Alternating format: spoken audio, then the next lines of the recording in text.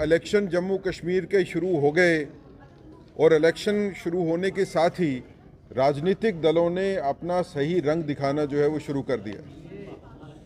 National conference ने पहले manifesto निकाला, उसमें अलगाववाद की बात की गई, उसमें आतंकवाद को बढ़ावा देने वाली बातें उसमें लिखी गई।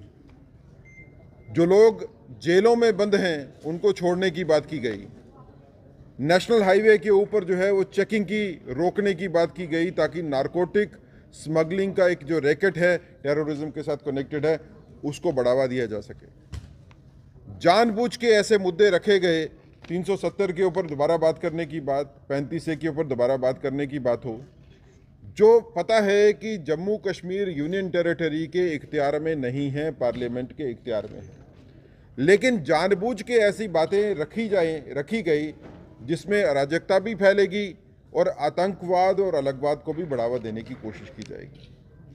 लेकिन नेशनल कॉन्फ्रेंस का मैनिफेस्टो आने के इमीडिएटली बाद, जानते हुए कि नेशनल कॉन्फ्रेंस की मंशा क्या है, ये जानते हुए कि मैनिफेस्टो में नेशनल कॉन्फ्रेंस ने क्लियर कर दिया कि वो अलगवाद को बढ़ावा देने की ताकतों को मजबूत करेंगे, वो आतंकवादियों को मजबूत करेंगे और वो देश को तोड़ने की बात करने वालों को भी सहारा देंगे। इसके जानने के बावजूद भी कांग्रेस ने नेशनल कॉन्फ्रेंस के साथ अलायंस किया। तो क्या कांग्रेस जो है वो नेशनल कॉन्फ्रेंस का मैनिफेस्टो को मानती है और उसी एजेंडा को जो है वो जम्मू के ऊपर भी अप्लाई करना चाहती है? जम्मू की जनता को भी अब ये फैसला करना पड़ेगा कि कांग्रेस का हाथ नेशनल कॉन्फ्रेंस का मैनिफेस्टो को पकड़े हुए है। तो क्या जम्मू खित्ते के लोग चाहते हैं कि आर्टिकल 370 और 35A की बहाली हो? क्या जम्मू के लोग चाहते हैं कि आतंकवाद भी बढ़े और अलगवाद जो है उसको भी बढ़ाने की बात जो करने वाले हैं उनको सत्ता में लाना है? ये दो ताकतें, नेशनल कॉन्फ्रेंस और कांग्रेस, इन दो ताकतों का मिलने का मतलब साफ है कि आप लोग अंदर से एक ही हो। आप लोग, कांग्रेस के लोग, जम्मू वाले लोगों को गुमराह करने के लिए आप व्यक्तित्व तो डिफरेंट देते हो, लेकिन जिन ताकतों के साथ मिलकर आप बैठे हो वो ताकतें वो है कि जम्मू विरोधी ताकतें हैं। ये जम्मू के लोगों को जो शांति से रह रहे हैं उनको शांति से नहीं रहने देंगे। जो आतंकवाद और अलगवाद कश्मीर में था, उस आतंकवाद और अलगवाद को आप जम्मू में लाने की कोशिश है। पत्थरबाजों को आप छोड़ोगे, वो जो लोग क्रिमिनल केसेस में इन्वॉल्व हैं जेलों में उनको छोड़ोगे, तो समाज की क्या दिशा होगी? जहां भारतीय जनता पार्टी जो देशभक्त हैं उनको आगे बढ़ाने की बात करती है। भारतीय जनता पार्टी ने मैंडेट दिया किश्तवाड़ में, अगर आप देखें तो जिन लोगों ने, वो जो लोग क्रिमिनल केसेस में इन्वॉल्व हैं जेलों में उनको छोड़ोगे तो समाज की क्या दिशा होगी? जहां भारतीय जनता पार्टी जो देशभक्त हैं उनको आगे बढ़ाने की बात करती है। भारतीय जनता पार्टी ने मैंडेट दिया किश्तवाड़ में, अगर आप देखें तो जिन लोगों ने देश के लिए अपनी जान दी उनके घर की बच्ची को हमने मैंडेट दिया। और अगर आप देखेंगे कि नेशनल कॉन्फ्रेंस ने और पीडीपी ने किन लोगों को मैंडेट दिया अपना, वो लोग जो हमेशा से आतंकवाद की बात करते रहे हैं, जो समर्थन करते रहे हैं अलगाववाद का, उनको मैंडेट दिया। तो दो धाराएं जम्मू कश्मीर में, राजनीतिक धाराएं अब बह रही हैं।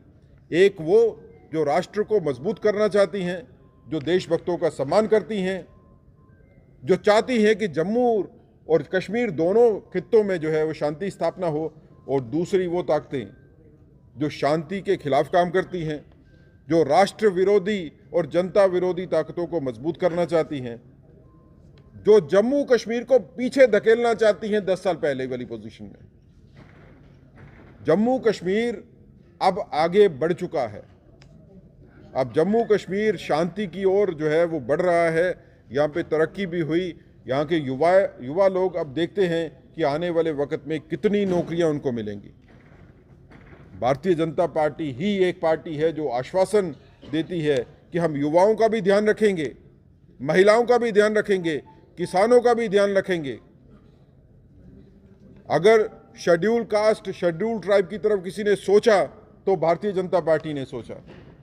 अगर पीओजे के रेफ्यूजीज हों या वेस्ट पाकिस्तान के रेफ्यूजीज हों, उनकी बात किसी ने की तो वो भारतीय जनता पार्टी ने की। कस्टोडियन की जगहों के ऊपर लोगों को राइट दिलवाने की अगर बात की तो भारतीय जनता पार्टी ने बात की। ये सभी चीज़ों को देखते हुए भारतीय जनता पार्टी ये जनता से अपील करती है कि देश विरोधी ताकतों को पहचानिए।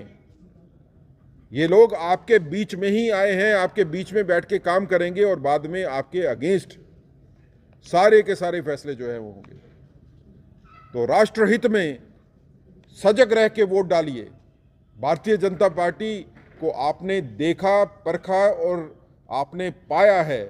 पिछले 11 साल तकरीबन हो गए सत्ता में रहते हुए दिल्ली में। इस पीरियड में आपने देखा कि मोदी जी ने जो कहा उसको किया। जो हम वादे करते हैं मैनिफेस्टो में, वो वादे हम पूरे करते हैं। जब 2014 में हमने वादे जितने किए उनमें से 95% से ज़्यादा वादे हमने पूरे किए। 2019 में जितने वादे हुए पार्लियामेंट्री इलेक्शन के मैनिफेस्टो में, उसमें भी 95% से ज़्यादा वादे पूरे हुए। भारतीय जनता पार्टी वादे करती है निभाने के लिए, दूसरी पार्टियां वादे करती हैं जनता को गुमराह करने के लिए, क्योंकि उनकी कोई मंशा नहीं होती वादे पूरे करने की। वो सिर्फ आपके वोट के लिए बात करते हैं। हम वोट की बात नहीं, हम वोट से पहले देश की बात करते हैं। अगर हमको कहीं पे नुकसान भी होता है पॉलिटिकल, लेकिन देश मजबूत होना चाहिए, भारतीय जनता पार्टी की ये सोच है। आपका अगर कोई क्वेश्चन होगा तो विल बी रेडी टू एक करके कल मुलाकात की है यूएस डिप्लोमेट से। आपको क्या लग रहा है, ये किस तरफ अंदेशा जाता है? असेंबली इलेक्शन चल रहे हैं और उस बीच यूएस के डिप्लोमेट से मुलाकात करना और ट्रैवल एडवाइजरी को लेकर बातचीत करना। देखिए, जैसे पार्लियामेंट्री इलेक्शन